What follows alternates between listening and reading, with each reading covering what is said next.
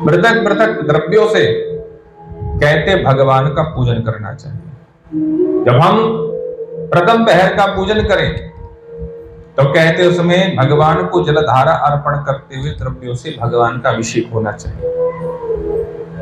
और जब जलधारा चल रही हो, ब्राह्मण तो वेद मंत्र पढ़ रहे हो, तो उस समय या तो मन में पंचाक्षर मंत्र का जप चलता रहना चाहिए, या फिर गुरु मंत्र जो आपको प्राप्त हुआ है उस गुरु मंत्र का जप का अनुसरण हमको करते रहना चाहिए। इस प्रकार कहते हैं भगवान का पूजन करना चाहिए। पूजन के बाद सुगंधित द्रव्य, चंदन, अखंड बिलपत्र आदि इनसे कहते हैं भगवान महादेव का पूजन करना चाहिए। और वे कहते हैं भगवान के कमल पुष्प से उनका श्रृंगार करना चाहिए।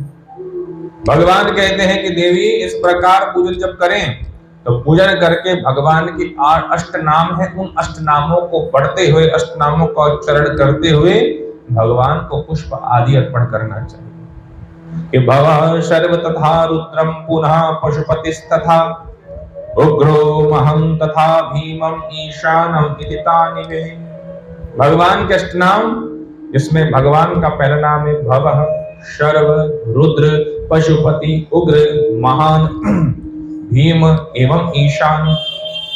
इन प्रकार से भगवान को अर्पण करना चाहिए। और अर्पण करने के बाद जब भगवान को भोग लगाए तो धीरू मुद्रा दिखाते हुए भगवान को अन्न को प्रदान करना चाहिए। और इस प्रकार भगवान का अर्चन, शिवर्चन, पूजन करना चाहिए।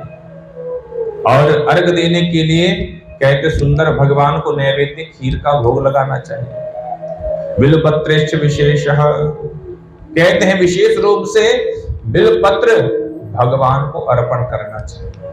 नैवेद्य में पायस अर्थात खीर का भोग भगवान को लगाना चाहिए। इस प्रकार प्रथम तथा द्वितीय पहर की पूजा को संपन्न करें। तृतीय पहर की पूजा हो तो कहते उसमें विशेष रूप से आके के पुष्प से भगवान का अर्चन होना चाहिए, भगवान को अर्पित करना चाहिए। नाना प्रकार के द्रव्यों से भगवान को धूप, दीप, नैवेद्य आदि। और कहते इसमें जो है जब तृतीय पहर का पूजन हो तो भगवान के लिए भोग में मालपुआ बनाए और साकों की अर्थात सब्जियों का सुंदर भगवान को अर्पण करना चाहिए। और कहते हैं इस प्रकार जब वो सब पूजन संपन्न हो जाए, पूजन संपन्न के बाद आखिरी में भगवान को अर्घ दिया जाता है, तो कहते उस अर्घ में अनार के साथ भगवान को अर्घ अर्पण करना चाहिए। और अर्पण करने के बाद जब शेष हमारे घटी पर बच जाते हैं चौथे पहर के लिए, तो उतनी अवधि तक भगवान के मंत्रों का जाप करना चाहिए। जितना जाप दूसरे पहर में किया उससे दुगना, उससे बढ़ा करके तीसरे पहर में भगवान का जाप होना चाहिए। और फिर ब्राह्मण की भोजन का संकल्प होना चाहिए। बाकी अन्य बंधु बांधव बैठे हो तो नाम संकीर्तन, भगवान का भजन, वाद्य आदि सब चलते रहना चाहिए। चतुर्थ पहर लगे तो उसमें विविध द्रव्यों से, उड़द से, अंकुर से, मूंग से, सप्त धान्य से, शंख पुष्पी, बिलपत्र आदि इनसे भगवान का पूजन करना चाहिए। अनेक प्रकार के मधुर पदार्थ, मीठे मीठे पदार्थों से भगवान को नैवेद्य अर्पण करना चाहिए। आखिरी पहर के पूजन में कहते उड़द के बने हुए पकवान भगवान महादेव को संतुष्ट करते हुए भोग लगाने चाहिए। और केले के फल से, जिस प्रकार तृतीय पहर में अनार से, तो चतुर्थ पहर में कहते फल से भगवान को अंत में अर्घ देना चाहिए। कहते इस प्रकार अर्घ देने के बाद फिर मंत्र को दुगना करके उसका मंत्र का जाप करना चाहिए। भगवान का वाद्य, नृत्य आदि गान करते हुए क्रम करना चाहिए। और इस प्रकार पूरी रात्रि को व्यतीत करते हुए जैसे प्रातः काल लगे, तो प्रातः काल लगने पर भी सोना नहीं है, फिर घर जाना है या जिस स्थान पर हम पूजन कर रहे हैं वहीं पर फिर पुनः स्नान करना चाहिए। स्नान करके फिर आना चाहिए और फिर भगवान का अर्चन, शिव अर्चन करना चाहिए, शिव पूजन करना चाहिए। जो ब्राह्मण हमारे कार्य के लिए नियुक्त थे वो ब्राह्मण फिर जजमान के ऊपर सुंदर मंत्रों के द्वारा जल का छिड़काव करते हुए अभिषेक जजमान का करें।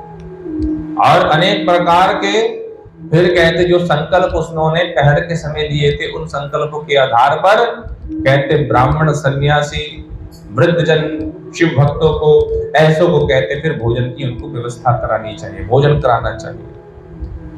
भगवान कहते हैं कि सुनो देवी, जो व्यक्ति, जो मनुष्य इस विधि से इस व्रत को संपन्न करता है तो उसके जीवन के सारे दुख दूर हो जाते हैं और वह भोग और मोक्ष दोनों को प्राप्त करता हुआ मेरे परम सुख सायुज्य मुक्ति को प्राप्त कर जाता है। और इस विधि से यह व्यक्ति को शिवरात्रि का उत्सव मनाना चाहिए, भगवान का नाम संकीर्तन करते हुए पूजन यज्ञ आदि कर्म करते हुए।